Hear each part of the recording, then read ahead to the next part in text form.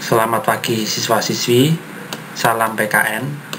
Sebelum kita memulai pelajaran pada hari ini, marilah kita berdoa menurut agama dan kepercayaan kita masing-masing. Berdoa dimulai. Berdoa selesai. Baik, siswa-siswi semuanya mempersiapkan diri untuk belajar pada hari ini tentang bab 2, yaitu ketentuan Undang-Undang Dasar Negara Republik Indonesia tahun 1945 dalam kehidupan berbangsa dan bernegara. Pada pertemuan ini kita akan membahas subbab A dan B. Nah, karena itu kalian bisa membuka buku cetak halaman 35.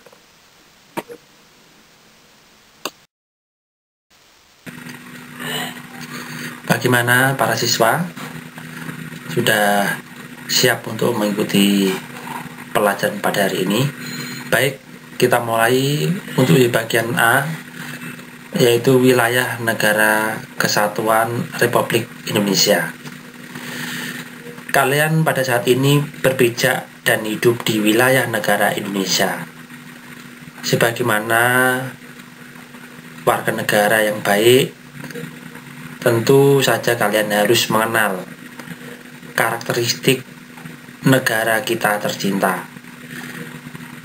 Sekarang coba kalian amati gambar di bawah ini. Ini adalah gambar peta Negara Kesatuan Republik Indonesia. Di situ terdapat 5 pulau besar. Dari sebelah barat ada Pulau Sumatera,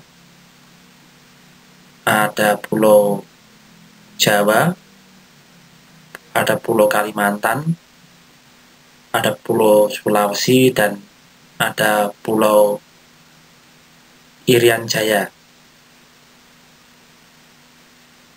Ini adalah 5 pulau besar yang ada di Negara Kesatuan Republik Indonesia. Selain 5 pulau besar ini, juga ada ribuan pulau kecil yang terbentang dari Sabang sampai Merauke. Bagaimana kalian semuanya? Sudah bisa mengamati?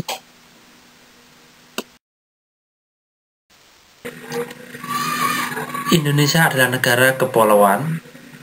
Hal ini ditegaskan pada pasal 25A Undang-Undang Negara Republik Indonesia tahun 1945 yang menyatakan bahwa Negara Kesatuan Republik Indonesia adalah sebuah negara kepulauan yang berciri Nusantara dengan wilayah yang batas-batas dan hak-haknya ditetapkan oleh undang-undang. Istilah Nusantara dalam ketentuan tersebut dipergunakan untuk menggambarkan kesatuan wilayah perairan dan gugusan pulau-pulau Indonesia yang terletak di antara Samudra Pasifik dan Samudra Indonesia, serta di antara benua Asia dan benua Australia. Deklarasi Juanda berkaitan dengan wilayah negara Indonesia. Pada tanggal 13 Desember 1957, pemerintah Republik Indonesia mengeluarkan Deklarasi Juanda. Deklarasi itu menyatakan bahwa segala perairan di sekitar, di antara, dan yang menghubungkan pulau-pulau yang termasuk dalam daratan Republik Indonesia dengan tidak memandang luas atau lebarnya adalah bagian yang wajar dari wilayah daratan negara Republik Indonesia dan dengan demikian merupakan bagian dari perairan pedalaman atau perairan nasional yang berada di bawah kedaulatan negara Republik Indonesia. Ini adalah isi daripada Deklarasi Juanda. Sesuai dengan hukum laut internasional yang telah disepakati oleh PBB tahun 1982, berikut ini adalah gambar pembagian wilayah laut menurut Konvensi Hukum Laut PBB. Hal ini dapat kita lihat dari gambar di bawah ini. Laut teritorial wilayah yaitu 12 mil laut, kedalaman penuh negara pantai. Ini keterangannya.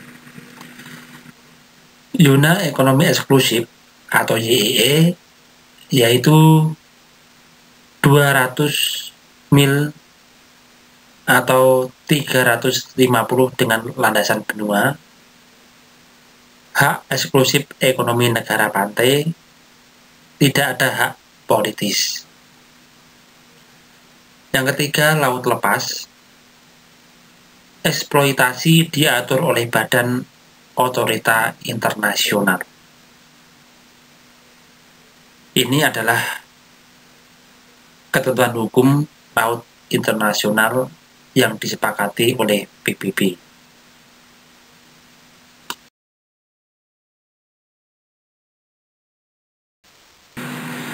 Yang selanjutnya, wilayah laut Indonesia dibedakan menjadi 3 macam. Yang pertama, zona laut teritorial. Yang kedua, zona landasan kontinen. Dan yang ketiga, zona ekonomi eksklusif atau ZEE. Yang kedua, batas wilayah negara kesatuan Republik Indonesia. Yang pertama, batas-batas wilayah Indonesia di sebelah utara. Indonesia berbatasan langsung dengan Malaysia Timur, tepatnya di sebelah utara Pulau Kalimantan. Malaysia merupakan negara yang berbatasan langsung dengan wilayah daratan Indonesia. Wilayah laut Indonesia sebelah utara berbatasan langsung dengan laut 5 negara, yaitu Malaysia, Singapura, Thailand, Vietnam, dan Filipina. Yang kedua, batas-batas wilayah Indonesia sebelah barat. Sebelah barat wilayah negara kesatuan Republik Indonesia berbatasan langsung dengan Samudra Hindia dan perairan negara India. Tidak ada negara yang berbatasan langsung dengan wilayah daratan Indonesia di sebelah barat.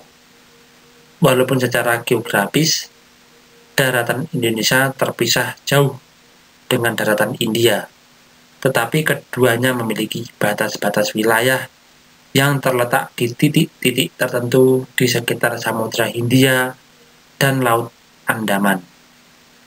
2 pulau yang menandai perbatasan Indonesia-India adalah Pulau Ronde di Aceh dan Pulau Nicobar di India.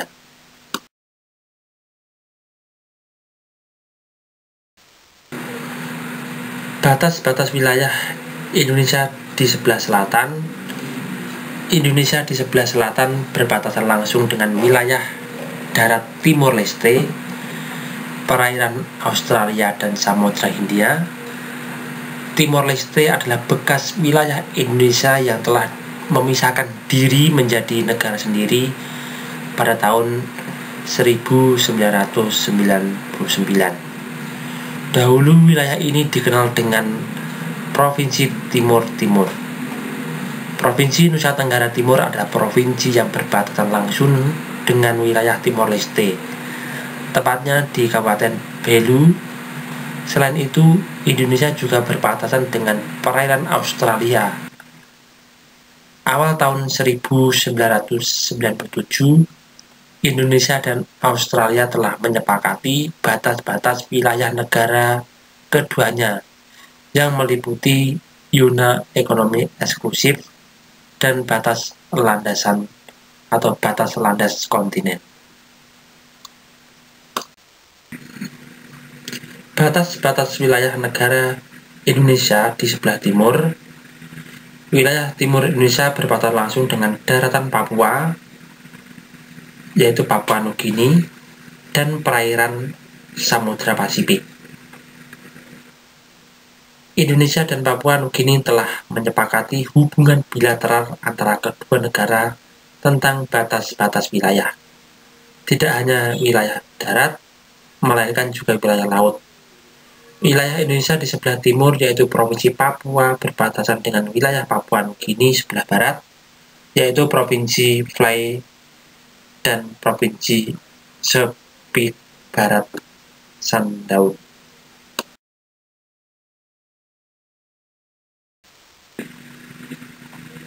Bagian B, kedudukan warga negara dan penduduk Indonesia. 1. Status warga negara Indonesia. Kewarganegaraan Republik Indonesia diatur dalam Undang-Undang Nomor 12 Tahun 2006 tentang Kewarganegaraan Republik Indonesia. Yang kedua, asas-asas kewarganegaraan Indonesia. Asas kewarganegaraan adalah dasar berpikir dalam menentukan masuk tidaknya seseorang dalam golongan warga negara dari suatu negara tertentu.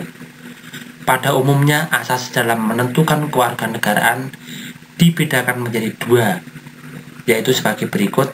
Yang pertama adalah asas ius sanguinis atau asas keturunan, yaitu kewarganegaraan seseorang ditentukan berdasarkan pada keturunan orang yang bersangkutan. Yang kedua yaitu asas ius soli, yaitu asas kedaerahan atau tempat kelahiran, yaitu kewarganegaraan seseorang ditentukan berdasarkan tempat kelahirannya. Yang ketiga tentang syarat-syarat menjadi warga negara. Yang pertama adalah naturalisasi biasa, dan yang ke bagian 2 naturalisasi istimewa.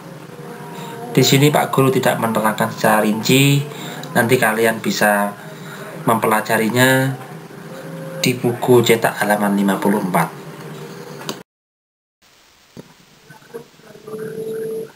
Yang keempat yaitu penyebab hilangnya kewarganegaraan Indonesia. Menurut Undang-Undang Republik Indonesia Nomor 12 Tahun 2006, seorang warga negara Indonesia dapat kehilangan kewarganegaraannya jika yang bersangkutan melakukan hal-hal sebagai berikut. Nah, di sini Pak Guru juga tidak membacakan secara rinci, nanti kalian bisa mempelajarinya lebih lanjut di slide ini, atau kalian bisa membuka dan mempelajari di buku cetak halaman 55.